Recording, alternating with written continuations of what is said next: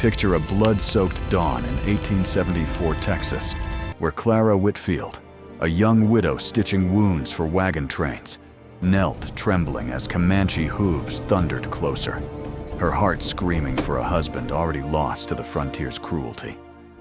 They called Iron Hawk a demon, his name whispered in terror across the Llano Estacado. She saw only the enemy. Yet, in a single, shattering moment, a truth buried in betrayal would bind their fates. Could a woman forged by grief and a warrior scarred by honor defy a land where justice dies first? This story's ending has left millions breathless. Stay to uncover why one choice sparked a legend. Hit subscribe, share your city, and ride with us to the heart-wrenching end. Will Clara's truth survive the gunfire?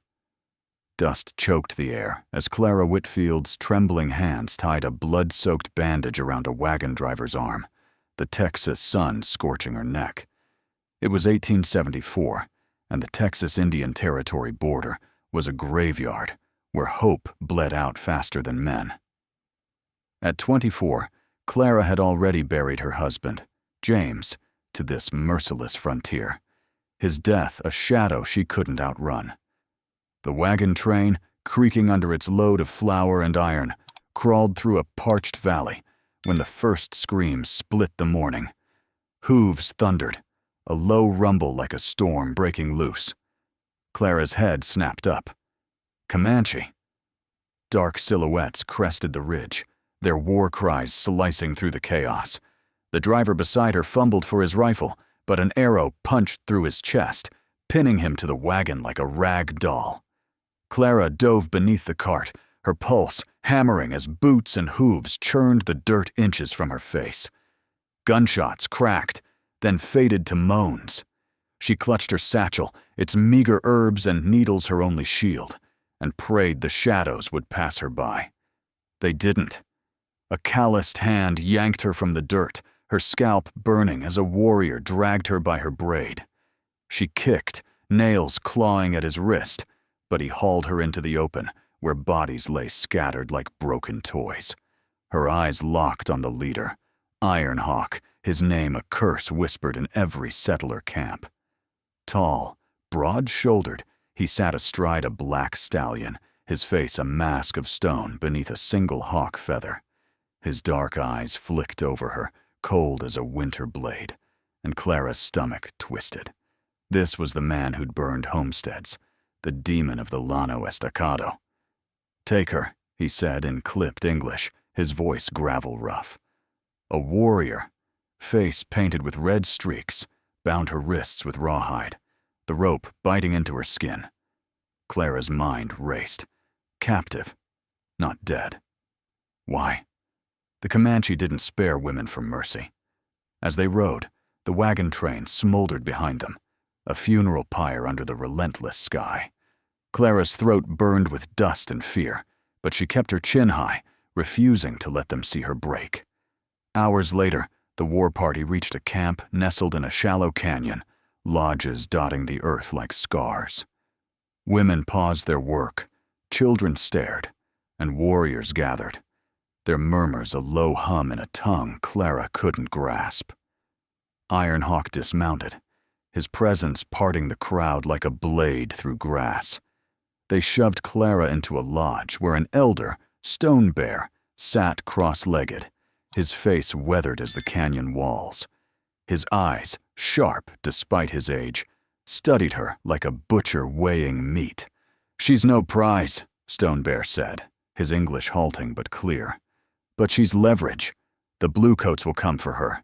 If she dies, they burn us all. If she lives—" He paused, glancing at Iron Hawk, who stood rigid at the lodge's edge. "Marry her to him. Bind her to the tribe." Clara's blood ran cold. "No!" she spat, lunging forward only to be yanked back by her ropes. "I'd rather die than touch your killer," her voice cracked, but she held Stone Bear's gaze, defiance masking the terror clawing her chest. Iron Hawk's jaw tightened, but he said nothing, his silence heavier than any threat. Stone Bear raised a hand. silencing her. It is decided. She weds Iron Hawk at dawn. The warriors dragged her to a smaller lodge, shoving her inside.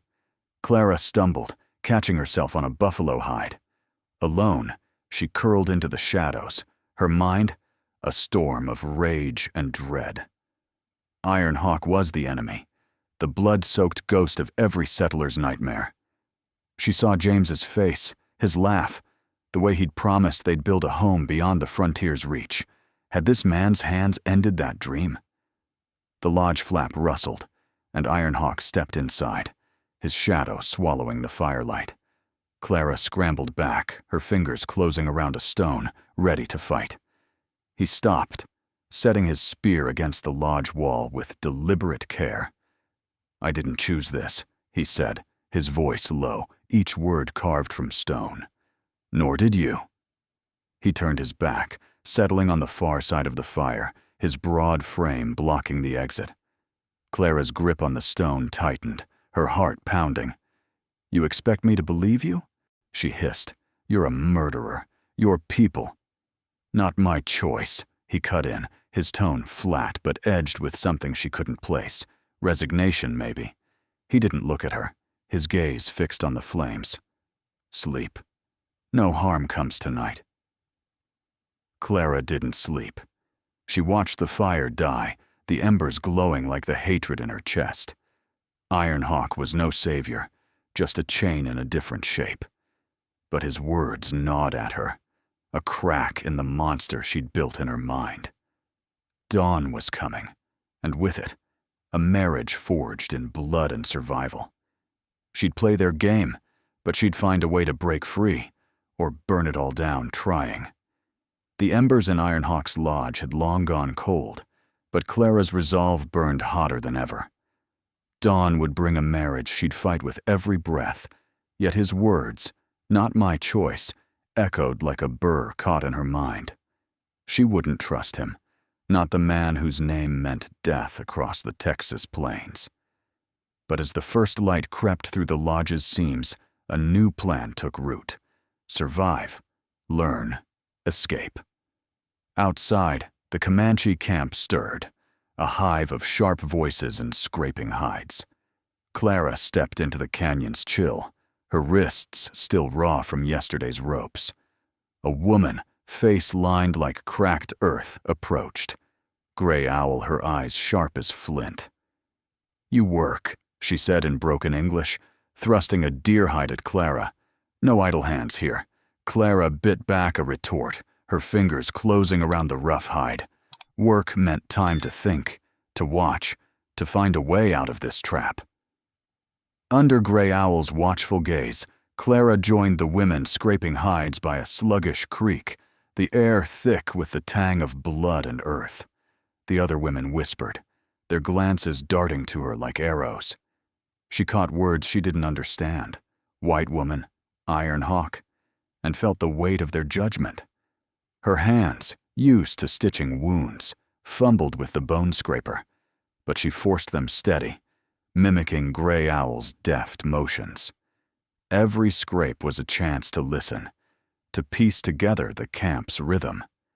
Escape would need more than a stolen horse. It needed cunning.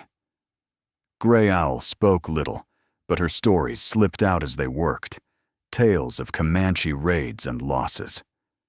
"Iron Hawk," she said once, pausing to crush sage between her fingers. He argued against killing settlers' women. Said it brought only vengeance. Clara's scraper stilled. A killer sparing lives. She didn't believe it, but Gray Owl's voice carried no lie. "He paid for it," the old woman added, nodding to a jagged scar on Iron Hawk's shoulder, visible as he passed nearby, hauling a bundle of spears. Not white man's blade. Our own. Clara's eyes followed him, the scar a livid slash against his skin. A Comanche blade? The thought gnawed at her, but she shoved it down. He was still the enemy, still the man who'd led the raid that burned her world to ash. She turned back to the hide, her hands moving faster, the scraper's rhythm matching her racing thoughts. She'd play their game, learn their ways, and when the moment came, she'd be gone. Days bled into nights, each one a test of endurance. Clara learned to spot the camp sentries, to mark the paths leading out of the canyon.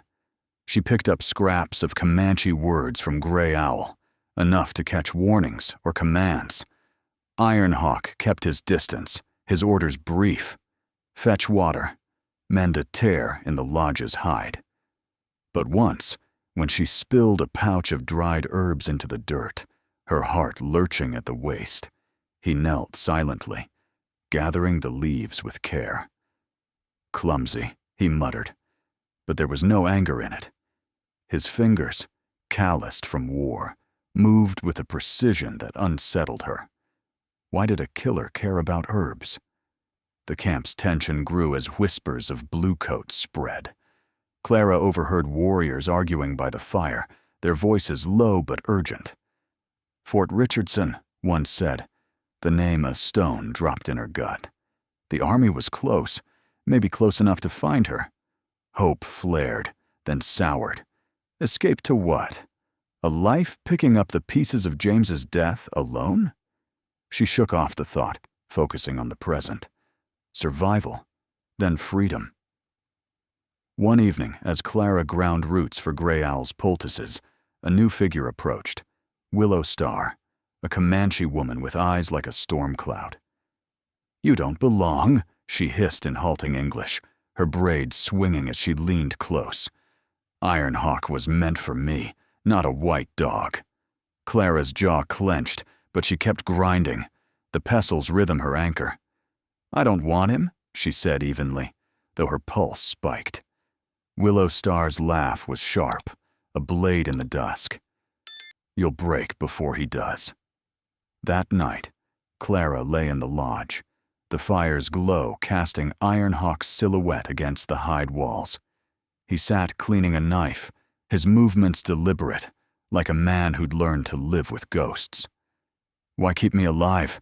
she asked, her voice cutting the silence. He didn't look up. "Stone bears orders. You're a shield, nothing more." But his pause, the way his hand stilled on the blade, betrayed something deeper.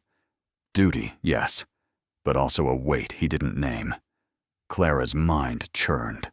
A shield for the tribe, a chain for her. But shields could be broken, and chains could snap. She'd learn their ways, earn their trust, and when the bluecoats came, or when Willow Star's jealousy boiled over, she'd be ready. Ironhawk wasn't the monster she'd feared, but he wasn't her savior either. The frontier didn't deal in heroes, only survivors. Clara's resolve hardened like iron in the forge, but the frontier cared little for plans. Ironhawk's words, a shield, nothing more, hung heavy, a reminder she was a pawn in a game of blood and survival. Yet, as the Texas canyon's shadows lengthened, she sensed a shift, a flicker of something human behind his stoic mask. She'd use it, twist it, break free when the time came.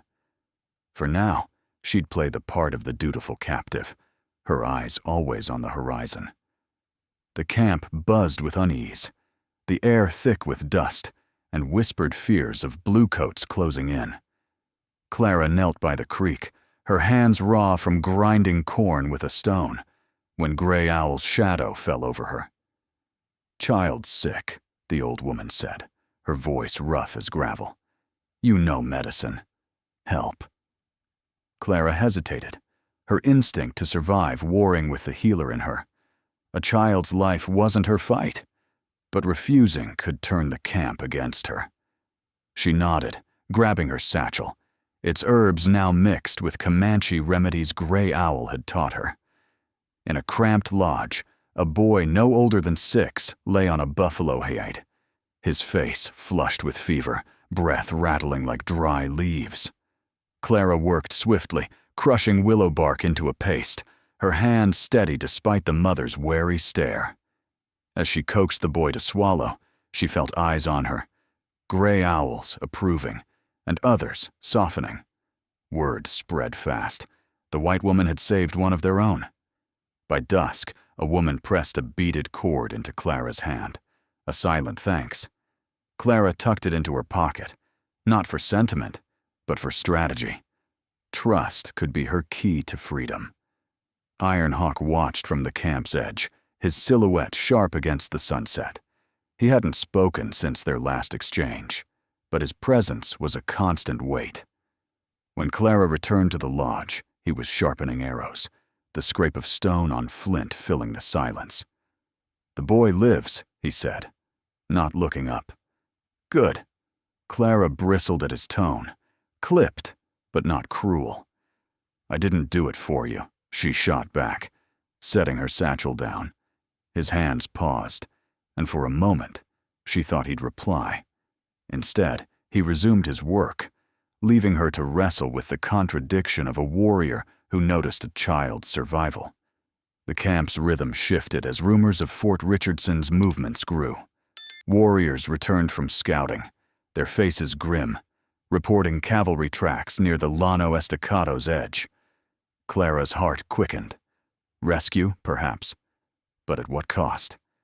She'd seen what soldiers did to Comanche camps, heard the screams from stories James used to tell. Escape meant returning to a world that might feel as foreign as this one now. She pushed the thought aside, focusing on the present. Every skill she learned, every ally she gained, was a step toward control. Willow Star's shadow loomed larger, her hostility a blade honed by jealousy. One morning, as Clara hauled water from the creek, Willow Star blocked her path, her eyes glinting like a rattler's. "You think saving a child makes you one of us," she sneered in broken English. "Ironhawk pities you, nothing more." Clara's grip tightened on the water jug, her voice low but steady. "Pity or not, I'm here. Deal with it." Willow Star stepped closer, her breath hot. "When the bluecoats come, you'll run, and he'll see you're nothing."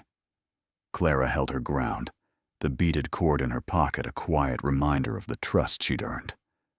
That night, as the campfire cast ghosts on the canyon walls, Clara overheard Stone Bear and the warriors debating. "If we keep her, the army strikes," one said. "If we give her up, we lose face." Clara's pulse raced. Her fate hung in the balance of their words, and Ironhawk's silence in the council felt like a betrayal. She slipped back to the lodge, her mind churning. If the army came, would she run? Could she? As she sat by the fire, Ironhawk entered, his face unreadable. "You heard them," he said, his voice low, like distant thunder. "What do you want, white woman?" Clara's eyes met his, searching for the man behind the warrior. "I want to live," she said, her voice steady. "Not as your shield, not as their pawn." His gaze held hers, a flicker of something, respect, maybe, before he turned away. "Then learn fast," he said. "The canyon won't hide us forever." This story's heart beats in moments like these, where survival carves truth from stone. If it's gripping you, hit subscribe. It's free, and it keeps these tales alive. Drop your city in the comments. I'd love to know where you're riding from. Stay with Clara and Ironhawk. Their next move will leave you speechless. The Bluecoats were coming, and with them, a choice that could break Clara or forge her anew.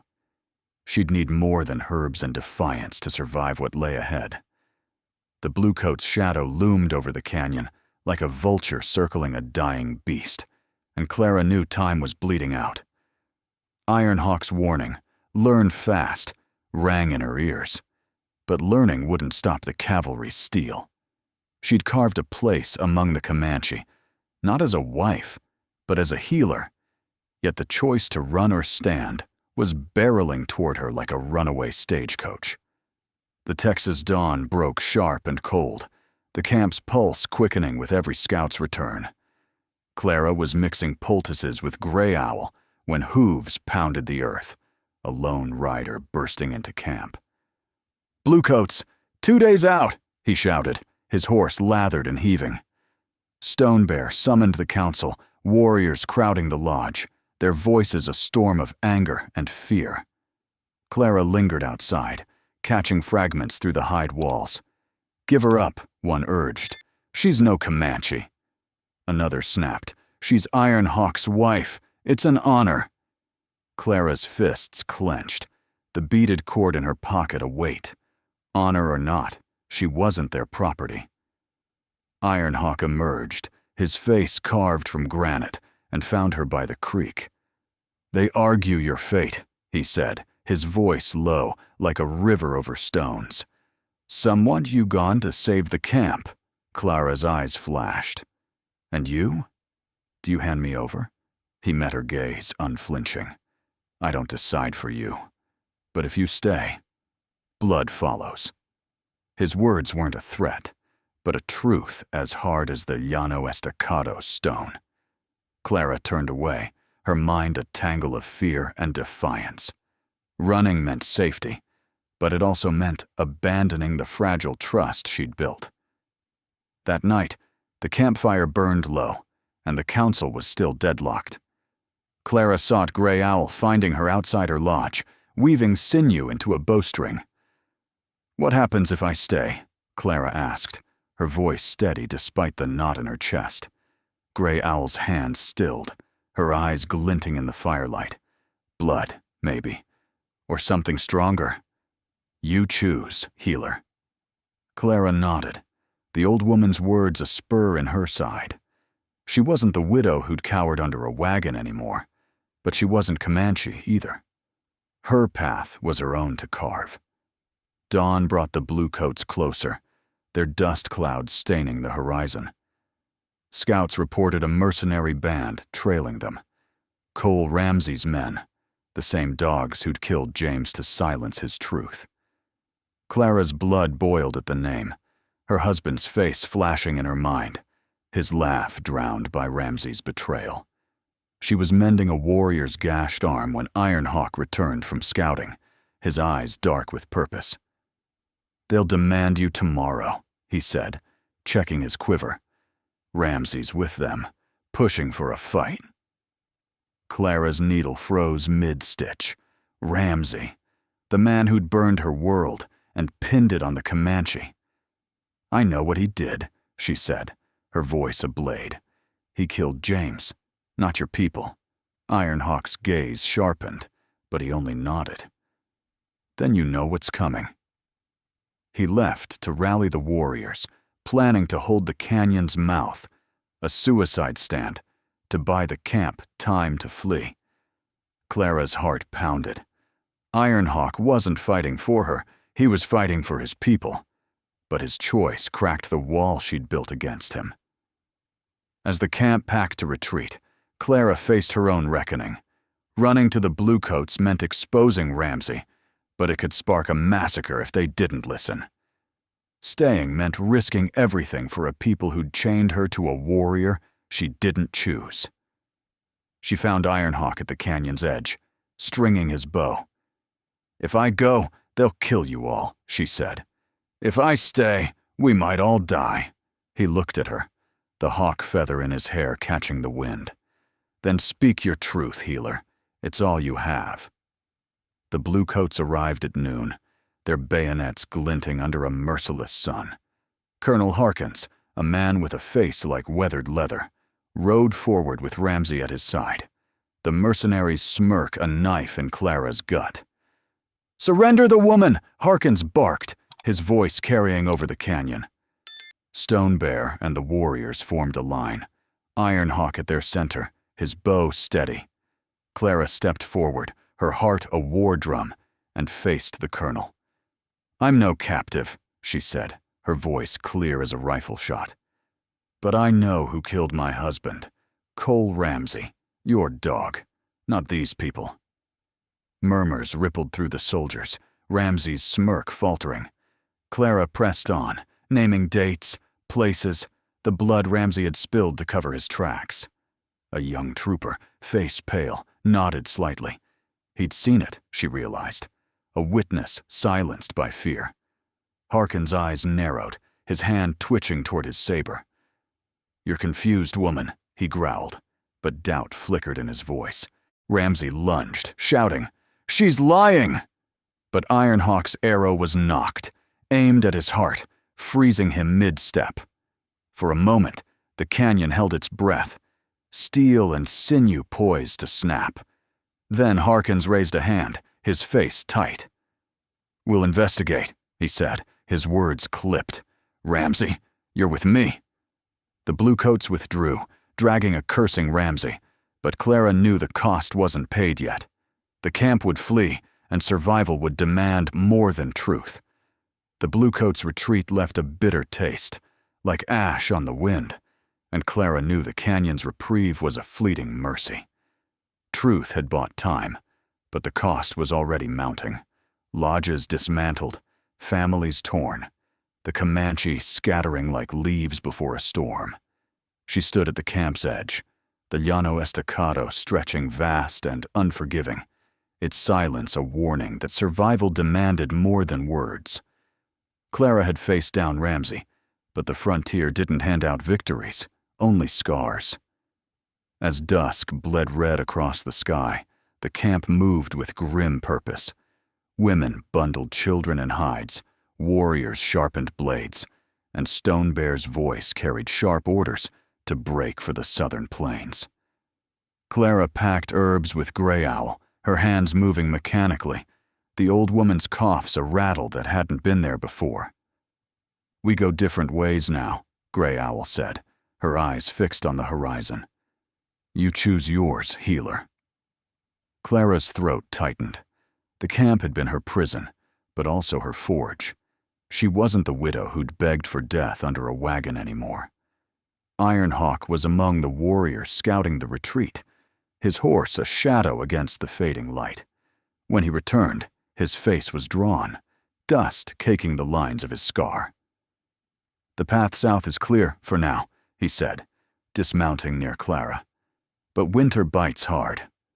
She nodded, the weight of their shared stand against Ramsey lingering between them. He hadn't fought for her, not truly, but for his people.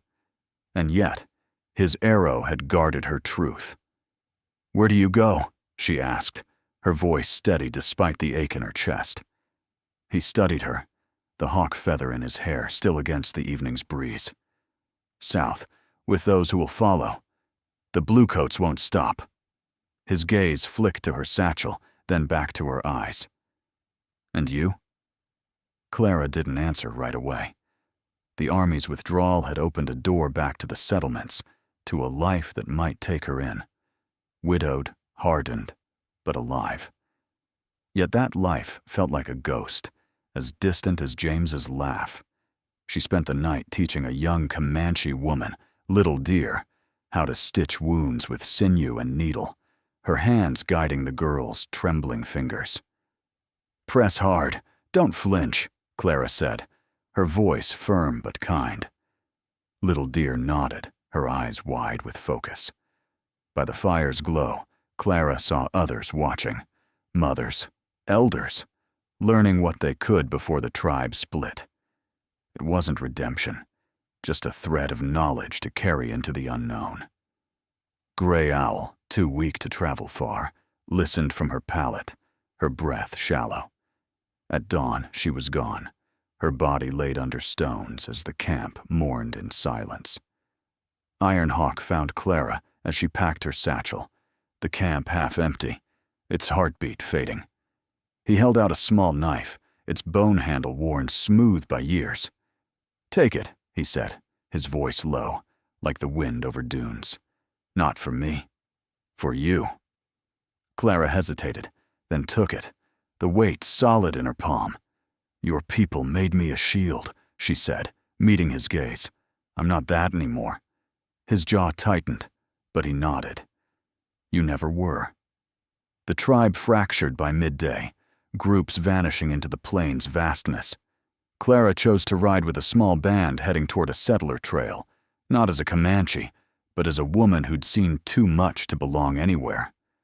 Ironhawk led a larger group south, his figure a dark speck against the horizon as they parted. No words passed between them, only a glance, his steady, hers unflinching.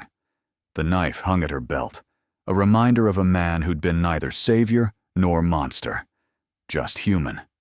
Weeks later, Clara reached a trading post, her face weathered, her story a whisper among the settlers. She spoke of Ramsey's crimes, of a camp that fought to live, of a warrior who'd stood for truth when it cost everything. Some listened, others scoffed, but her words took root, a slow poison against the lies that fueled massacres. She taught a blacksmith's daughter to mix poultices, passing on what Grey Owl had given her, and moved on, the frontier's dust her only home. Ironhawk's band reached the southern plains, their lodges rising under starlight. But winter claimed a child to fever, a wound no knife could mend. He scouted alone, his tracks a faint defiance against the bluecoats' pursuit. Their story, Clara's and his, drifted through the territories, a tale of two souls who'd stood against a tide of blood and paid the price. The frontier didn't care, but in its silence, their choices echoed, a spark in the dark for those who'd listen. Clara and Ironhawk's tale leaves us in the dust of a brutal frontier, where truth was their only weapon. What do you think? Did Clara's choice to speak change anything, or was it just a spark in the dark? Share your thoughts below. I'd love to hear where this story hit you hardest. Your comments keep these tales alive, and I'm grateful for every one of you riding along. Until next time, keep your eyes on the horizon for more stories that cut deep. If you're hungry for another frontier saga, let me know what you'd like to hear next.